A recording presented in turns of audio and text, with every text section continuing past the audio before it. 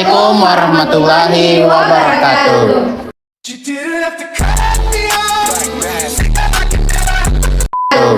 Halo teman-teman semua. Sebelumnya perkenalkan, nama saya Amridayanti dan teman-teman saya Zara Sabila, Saya Zahra Media. Saya Ahmad Ramadan. dan saya Fajarida. Kami dari kelompok 7 Usul Fikih akan membahas tentang mantuk dan mafhum. Sebelum lanjut ke pembahasan, aku mau ngajak teman-teman semua untuk berpikir sejenak. Di dalam kehidupan sehari-hari, kita sering mendengar suatu kalimat. Namun, terkadang kalimat yang kita pahami itu tidak hanya berasal dari apa yang diucapkan, tetapi juga ada makna yang tersirat di dalamnya. Misalnya, ketika seseorang berkata, "Belajarlah dengan rajin." Kita tidak hanya bisa memahami makna tersebut secara langsung, tetapi kita juga bisa memahami bahwasanya malas belajar itu akan membawa dampak yang tidak baik bagi kita. Nah, dari sini kita bisa melihat bahwasanya untuk memaknai suatu kalimat itu terdapat dua, yaitu makna yang tersurat dan makna yang tersirat.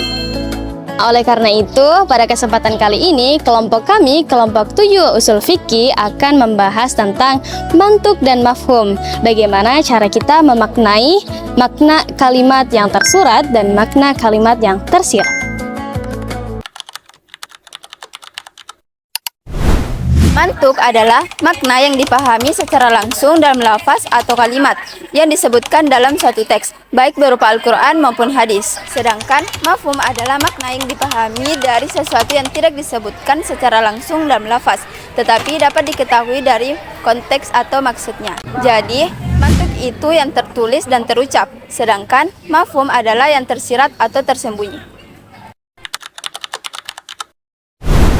Dan adapun kaidah mantuk. Kaidah mantuk adalah kaidah yang diambil secara langsung dari lafaz yang disebutkan dalam hadis. Artinya, kalau sudah jelas atau tertulis dan terucap, maka itulah yang dijadikan sebagai dasar hukum. Dan adapun kaidah mafhum. Kaidah mafhum adalah bahwa makna hukum yang dapat dipahami dari sesuatu walaupun tidak disebutkan secara langsung tetapi tersirat dalam lafaz.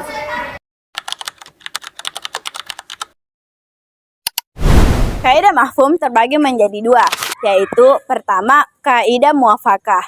Kaidah muwafaqah yaitu makna yang sejalan atau lebih kuat yang disebutkan dari dalam kalimat, yang maksudnya yang lebih ringan saja dilarang, apalagi yang lebih berat sudah pasti dilarang.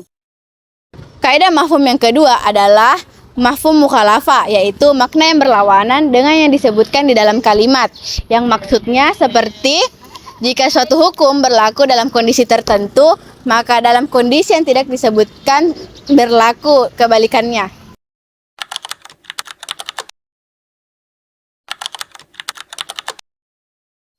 Contoh penerapan, contoh pertama mafhum muwafaqah atau searah. Di dalam ayat Al-Quran surah Al-Isra ayat 23 yang berbunyi fala taqullahuma uffi wala tanharhuma. Janganlah engkau mengatakan kepada orang tua. Mantuknya, janganlah berkata kepada orang tua. Mafhumnya, janganlah sekali-kali menyakiti orang tua, apalagi yang lebih kasar seperti membentaknya. Kedua dari mafhum muwafaqah terdapat dalam surah An-Nisa ayat 10 yang berbunyi inna ya'kuluna amwalal yatama zulman innama ya'kuluna fi butunihim nara, yang artinya sesungguhnya orang yang memakan harta anak yatim secara zalim, dia telah memasukkan api ke dalam perutnya. Mantuk dari ayat sebelumnya ialah janganlah memakan harta anak yatim secara zalim. Sedangkan mafhumnya memakan harta anak yatim saja tidak dibolehkan, apalagi sampai menyakiti mereka. Contoh penerapan pertama pada kaidah mafhum mukhalafah. Nah, kalimatnya jika kamu belajar maka kamu akan lulus. Mantuk yang dipahami secara langsung, kalau semisal kamu belajar, maka kamu akan lulus. Nah, mafhum mukhalafahnya, kalau semisal kamu tidak belajar, maka kamu tidak akan lulus. Contoh penerapan kedua, mafhum mukhalafah. Allah Subhanahu wa taala berfirman dalam Al-Qur'an surah Ibrahim ayat 7. Bismillahirrahmanirrahim.